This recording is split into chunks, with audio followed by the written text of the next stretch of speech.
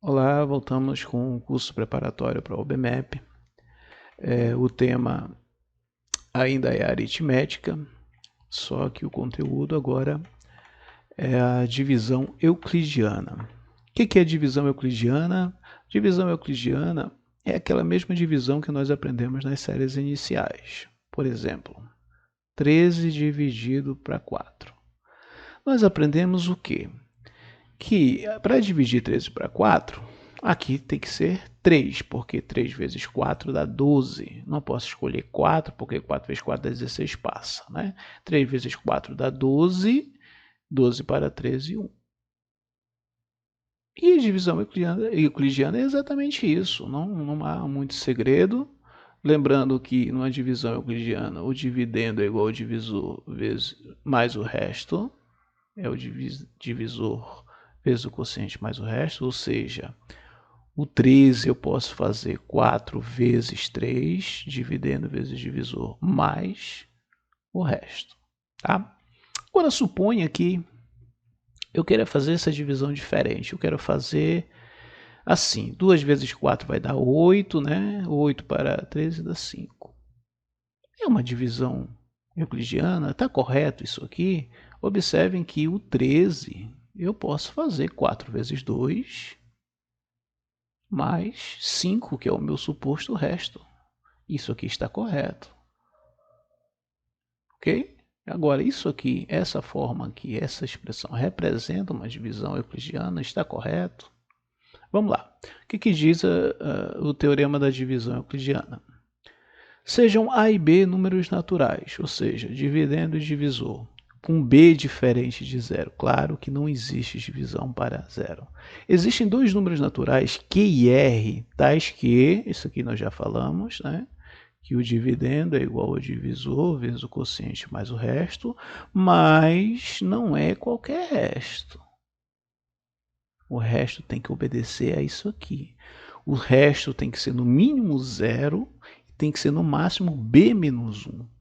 Ou seja, esse resto aqui ele precisa ser menor do que o divisor, senão não representa uma divisão euclidiana. Isso aqui não é uma divisão euclidiana porque o 5 é maior do que o 4. O resto tem que ser menor do que o divisão. Esse aqui sim representa uma divisão euclidiana. Observe que o resto, que é 1, é menor do que 4. Tá? Essa mesma condição que nós vimos agora, ela, além de garantir que seja uma divisão euclidiana, garante também a unicidade. O que é que eu quero dizer com isso? Ao pegar, por exemplo, 35 e dividir por 3, aqui vai dar 11. 11 vezes 3 dá 33, para 35, 2. Esse aqui é o resto. Observe que o resto é menor do que o divisor. Tá? Essa condição imposta no teorema da divisão euclidiana me garante que o quociente e o resto são únicos. Não existe outros restos e outros quocientes se eu respeitar essa condição. O exemplo é esse aqui, ó. Dessas três situações, essa primeira aqui não representa uma divisão euclidiana, porque se isso aqui for divisor, o resto é maior. Se esse aqui for o divisor, o resto continua maior. Isso aqui não é uma divisão euclidiana. Esse aqui já é, porque se esse aqui for o divisor, o resto está menor. Se esse for o divisor, o resto está menor. Então isso aqui é uma divisão euclidiana. Inclusive está feita ela aqui, ó. Essa aqui não é uma divisão euclidiana porque aqui não pode ser, por mais que seja menor do que o suposto divisor, né? Não é uma divisão euclidiana porque aqui não pode ser menos, tem que ser mais. A única resposta que representa uma divisão euclidiana é essa segunda aqui. Tá? Quem quiser uma demonstração matemática disso aqui, mande um e-mail que eu mando para vocês a demonstração matemática dessa unicidade. Quais são os restos possíveis para a divisão de um número por 5? Bom, pegar o número aqui qualquer, vou dividir por 5. Claro que vai me dar um quociente aqui qualquer, que eu não sei qual é, mas os restos eu tenho as seguintes possibilidades, porque numa divisão euclidiana isso aqui tem que acontecer. Ou seja, esses restos só pode ser no mínimo 0, pode ser uma divisão exata, pode ser 1, pode ser 2, pode ser 3, pode ser 4, mas não pode ser 5, porque no máximo é b menos 1, no máximo o divisor menos 1. Então, esses aqui são os restos possíveis da divisão de qualquer número por 5. Aplicações. O primeiro exemplo foi tirado da Olimpíada de 2013, que diz o seguinte: Lucas pensou em um número, dividiu por 285 e obteve resto 77. Se ele dividir o número que pensou por 57, qual é o resto que ele vai encontrar? Aí tem as opções aqui de marcar, foi a questão da primeira fase de 2013. Vamos lá, o Lucas pensou em um número, x, dividiu ele por 285, ok? Encontrou o quociente que eu não sei qual foi, que eu vou chamar aqui de Q, e o resto foi 77. Se a hipótese é, se ele dividir esse número por 57, qual é o resto que ele vai encontrar? Bom, o quociente, eu vou colocar aqui linha porque não garante que seja o mesmo, né? E o resto eu não sei qual é. O que eu sei é que aqui o x pode ser escrito dessa forma: divisor vezes quociente mais o resto. O que eu sei é que aqui o x é o divisor vezes o quociente mais o resto. Como eu estou atrás desse r aqui, ó,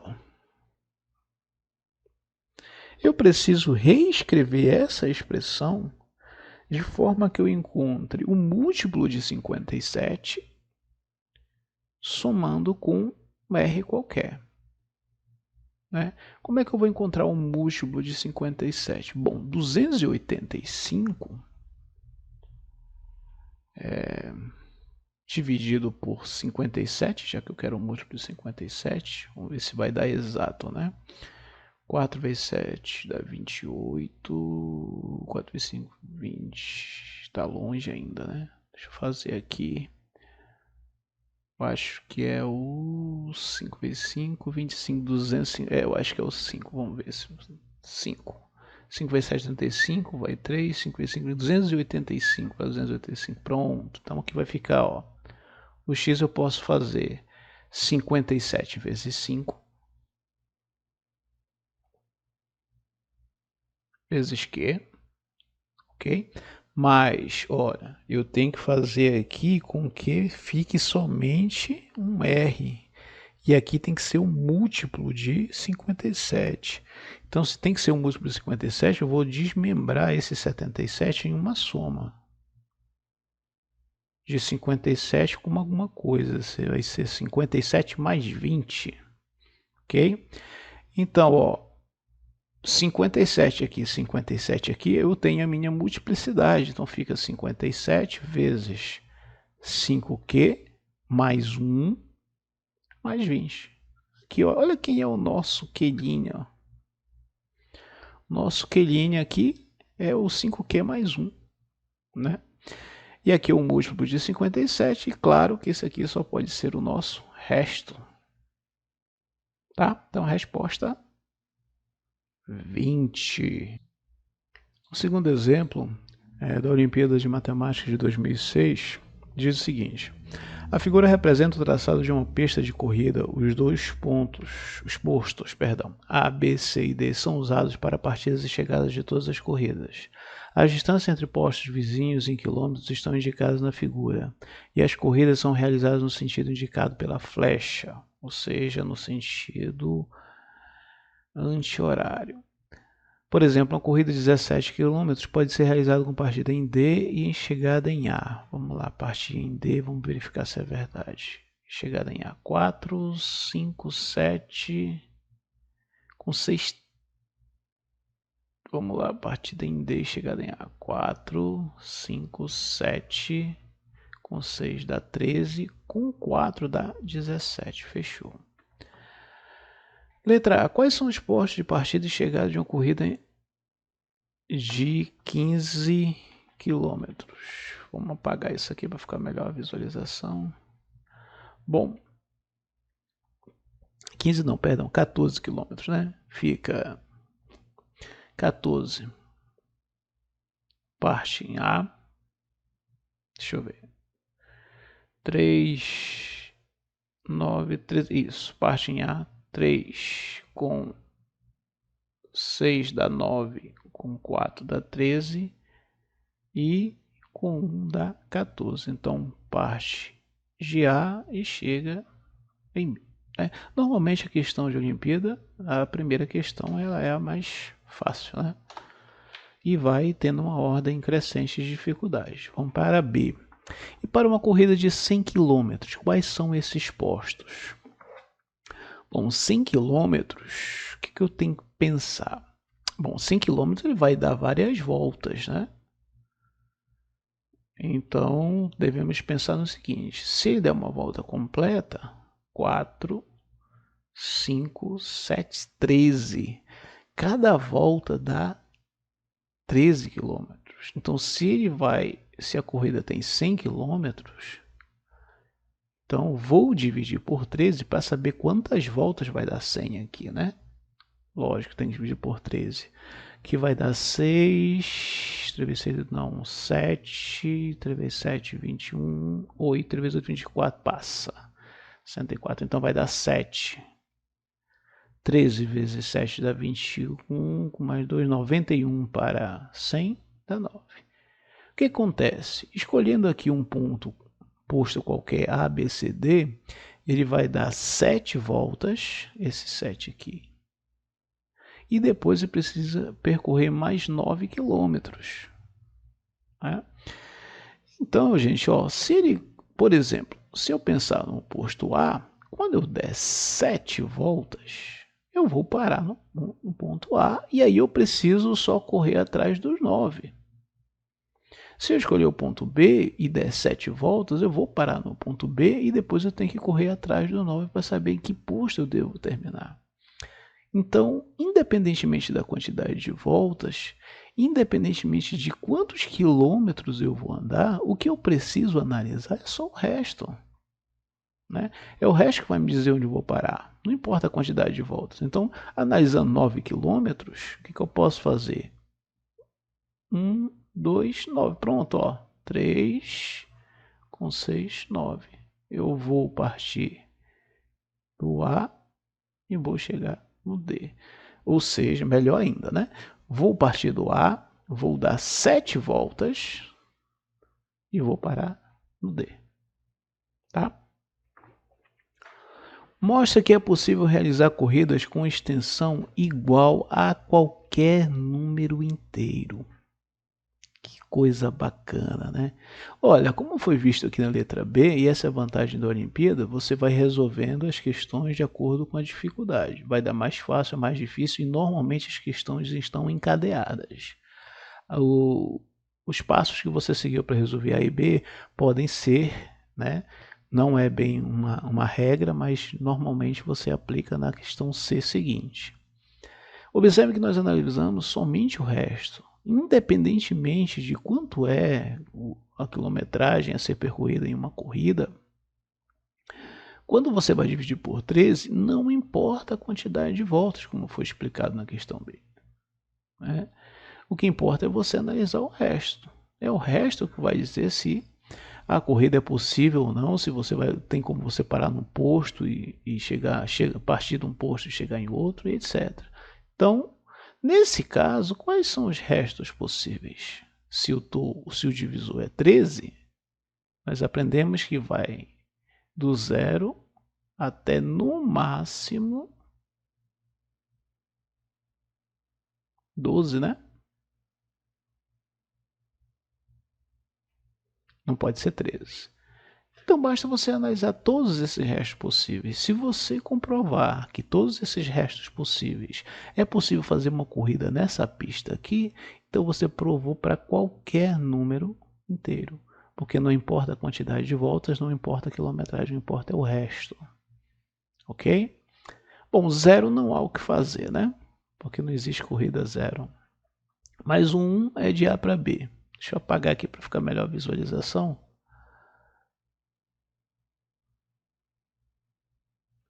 O 1 dá para fazer de A a B. O 2 de B a C. O 3 de A a C. O 4 de D a A. O 5 de D a B. O 6 de C a D. O 7 de D, 4 com 3, 7, de D a C. O 8, deixa eu apagar aqui para ficar melhor.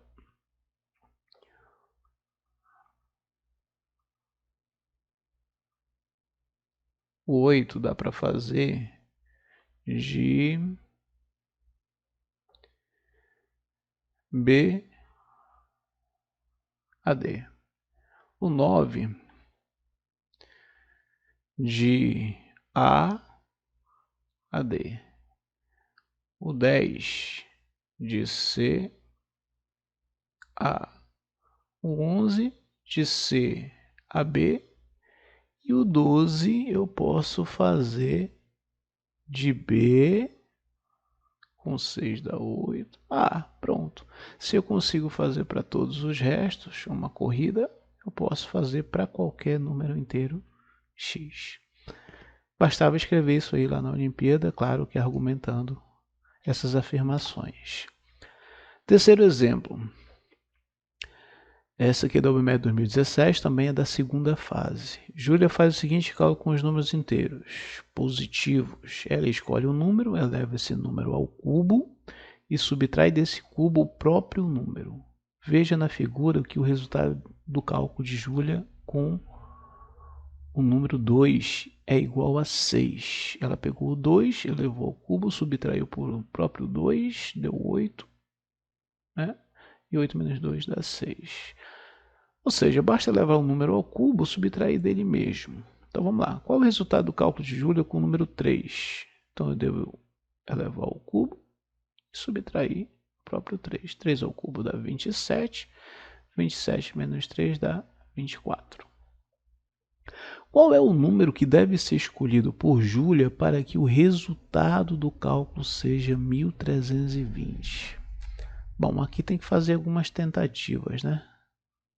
Tentar aqui o 10. 10 ao cubo dá 1000. Menos 10, 990. Tá próximo, né? Bora ver o 11. 11 ao cubo. 11 ao cubo é 121, que é 11 vezes 11 vezes 11 novamente. 1, 2, 1. 1, 2, 1. 1, 3, 3. 1331. Menos 11, 1320. Pronto. Então a resposta aqui, tranquilamente, o número que ela pensou foi o 11. Porque 11 ao cubo menos 11 dá 1320. Poderia pensar aqui em uma equação, né? Se não quiser fazer tentativas. Mas aí é uma equação do terceiro grau, né? Quando a gente resolver a letra C, talvez podemos pensar numa outra solução para cá. A letra C é o seguinte: explique por que, para qualquer número que Júlia escolher, o resultado final do cálculo será sempre um múltiplo de 6. Bom, o número ele é múltiplo de 6 quando ele é múltiplo de 2 e também quando ele é múltiplo de 3. Vamos provar que um número qualquer, x, que a Júlia escolher, ela levar ao cubo e subtrair dele mesmo, ele é primeiramente um múltiplo de 2. Ou seja, vamos provar que ele é um número par, né? Que o número par é o número que é divisível por 2, ou seja, ele é múltiplo de 2, que é a mesma coisa. Provar que esse número é múltiplo de 2, vamos fazer o seguinte: coloco o x em evidência. Aqui salta os olhos, né? Isso aqui dá para ver produto notável, x vezes x, produto da soma pela diferença, né? Isso aqui representa isso aqui, ó. E de forma conveniente eu vou colocar em ordem. Qual é o menor deles aqui? É o x menos 1. O segundo é o x. E o terceiro é o x mais 1. Por que eu coloquei ele em ordem, gente? É para vocês perceberem que isso aqui nada mais é do que o produto de números consecutivos. Vou dar um exemplo.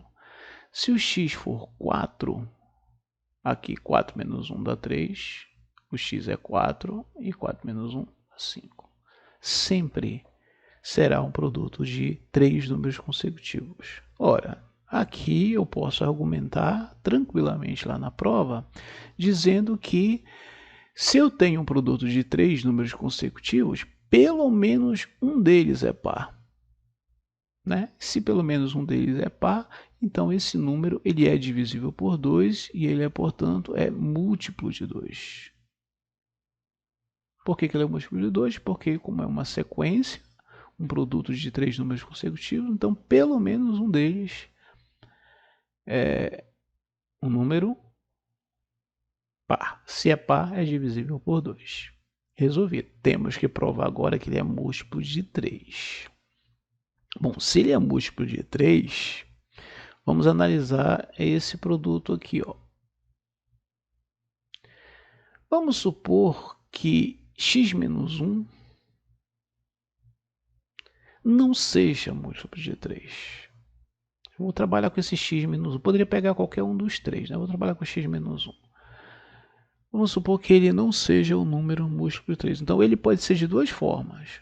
Ou ele é 3q mais 1, ou seja, tem resto 1. Ou esse x menos 1 é 3q mais 2. Não pode ser 3q mais 0, porque ele passa a ser divisível por 0. Então, tem três situações que pode acontecer com esse número. Essa aqui não vou verificar, porque se ele for múltiplo, já está resolvida a questão, já está provado que ele é múltiplo. Eu tenho que provar esses três aqui. Se eu supor que o x menos 1 não é múltiplo de 3, eu posso fazer aqui algumas operações matemáticas. Eu posso passar esse menos 1 para cá. Aí fica 3q mais 2. Ok? Bom, se o x menos 1 não é, o x também não será. Ó, porque ainda vai deixar resto 2. Mas eu vou aproveitar, somar mais um aqui. E somar mais um aqui, que vai ficar 3. Eu posso somar na equação ambos os lados. E esse 3q mais q, 3q mais 3, eu posso colocar o 3 em evidência. O que prova que é múltiplo de 3. Ou seja, se o x menos 1 não é múltiplo de 3, o x também não será, mas o x mais 1 será obrigatoriamente. Então, eu tenho nessa sequência, no primeira hipótese de não ser o x menos 1 múltiplo de 3, eu tenho nessa hipótese que o x mais 1 será múltiplo de 3. A segunda e a última hipótese, porque essa daqui já é imediata, né? Supondo que x menos 1 não seja múltiplo de 3, eu passo esse menos 1 para lá, fica 3q mais 3, porque menos 1 com 2 dá 3, e aqui é aquele mesmo caso, ó, o x será múltiplo de 3, tá? Se o x menos 1 não for, o x com certeza será. Pronto.